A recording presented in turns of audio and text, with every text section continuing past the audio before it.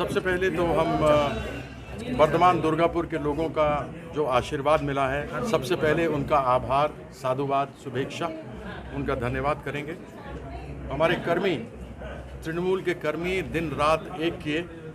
हम लोगों ने 2 महीने तक लगातार कार्यक्रम किया और वो गांव देहात में, वार्ड में हमारा कर्मी, जिसको हम लोग जानते भी नहीं हैं, पहचानते नहीं हैं, उन लोगों ने मेहनत की है। तो उन सबों को मेरी तरफ से, उन सबों को प्रणाम है, नमन है। हम तो ये मानते हैं कि अगर ऊपर माँ काली हैं तो पश्चिम बंगाल में दीदी हैं, ममता बंदोपाध्याय हैं। और यह एक चीज़ तो सत्य हो गई कि काठ की हांडी बार बार नहीं चढ़ती है, लकड़ी की हांडी बार बार नहीं चढ़ती है। मोदी ने बहुत चढ़ाने का प्रयास किया, मोदी ने पश्चिम बंगाल के लोगों को बदनाम किया, मोदी के लोगों ने और मोदी ने मिलकर के दीदी को बदनाम करने का प्रयास किया। लेकिन पश्चिम बंगाल के लोग भद्र लोग हैं। दीदी ने जो अच्छे अच्छे कार्य यहाँ के लोगों के लिए किए हैं, उसको देखते हुए, मोदी की नाकामी को देखते हुए, दीदी के काम को देखते हुए आज आप यह देख रहे हैं कि प्रचंड जीत पूरे पश्चिम बंगाल में तृणमूल कांग्रेस की हो रही है। तो उसके लिए हमारी दीदी, हमारे कर्मी और जिन लोगों ने वोट दिया वो, और हमारे संगठन को तो देख रहे हैं, हमारे नौजवान, युवा, दमदार अभिषेक बंदोपाध्याय, जिन्होंने हमारे संगठन को बहुत अच्छी तरह से देखा है, कार्यक्रम किए, इन सबों का बहुत बहुत धन्यवाद है। हमको लोग जानते थे कि हम एक खिलाड़ी हैं, हमने विश्व कप 1983 में जीता था, हमको एक खिलाड़ी के रूप में जानते थे, लेकिन एक समाज सेवी के रूप में इतना अधिक लोगों को नहीं मालूम था।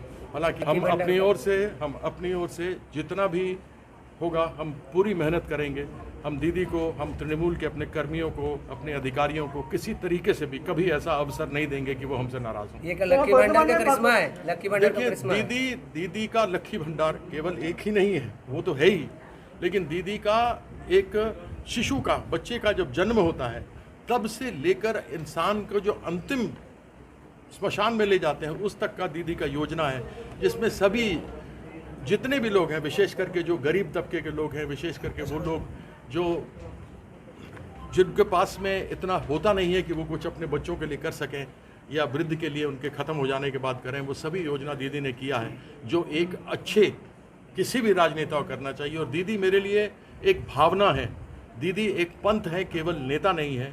और हमको ये पूरा भरोसा है कि जो आज दीदी कर रही है वो कल हिंदुस्तान के बाकी मुख्यमंत्री लोग करेंगे। वर्धमान दुर्गापुर के लिए पहला काम आपको क्या रहेगा? हमारे पास यहाँ अनेकों ऐसे काम है। सबसे पहला तो ये है कि हमारा वर्धमान दुर्गापुर और पश्चिम बंगाल का विकास केंद्र सरकार के द्वारा बाधित किया गया है। 1,64,000 करोड़ रुपया जो बंगाल के हक का पैसा है, जो बंगाल के लोगों ने कर के रूप में, इनकम टैक्स के रूप में दिया है, जीएसटी के रूप में दिया है, डायरेक्ट टैक्स में दिया है, इनडायरेक्ट टैक्स में दिया है, कॉर्पोरेट टैक्स में दिया है, वह पैसा 1,64,000 करोड़ रुपया है जो नरेंद्र मोदी ने नहीं दिया है। सबसे पहला कि वो पैसा आए, जिससे कि हम पश्चिम बंगाल के अपने लोगों के लिए यहाँ पर उस पैसे का सदुपयोग कर सकें और उसको विकास जो दीदी ने इतना बढ़िया किया उसको और आगे बढ़ा सकें। वर्धमान में जहाँ तक देखेंगे, वर्धमान में ऐसी कई 2 चीज़ें हमारे नज़र में सीधी आती हैं कि केंद्र सरकार के NH पर एक रेलवे लाइन जा रहा है, वहाँ पर एक ओवरब्रिज की बहुत आवश्यकता है, उसके कारण से जाम घंटों भर तक लगता है। उसको आगे न तो यहाँ के पहले जो सांसद थे आलूवालिया साहब, उन्होंने बढ़ाया, हमारा उद्देश्य रहेगा उसको करेंगे। हमारे पास एक स्टेडियम है, उसको देखना है। दुर्गापुर की तरफ में ऐसे बहुत सारे केंद्र सरकार के संयंत्र हैं जो चल रहे हैं, तो वहाँ पर लोगों के साथ अन्याय हो रहा है। इन सभी चीज़ों को देखते हुए आगे काम बहुत कुछ करने को लक्ष्य है हमारे सामने में। उस लक्ष्य को पाना अपने कर्मियों के साथ हमारा उद्देश्य रहेगा। यहाँ के लोग क्या आपको अपने पास पाएंगे या फिर आप यहाँ से वर्धमान में रहेंगे या फिर यहाँ से? जैसे कि आलूवालिया जी को नहीं देखा गया 5 साल, आप क्या करेंगे? देखिए, आलूवालिया जी दार्जिलिंग में MP थे, फिर वो आ गए वर्धमान दुर्गापुर में, फिर वो चले गए आसनसोल में।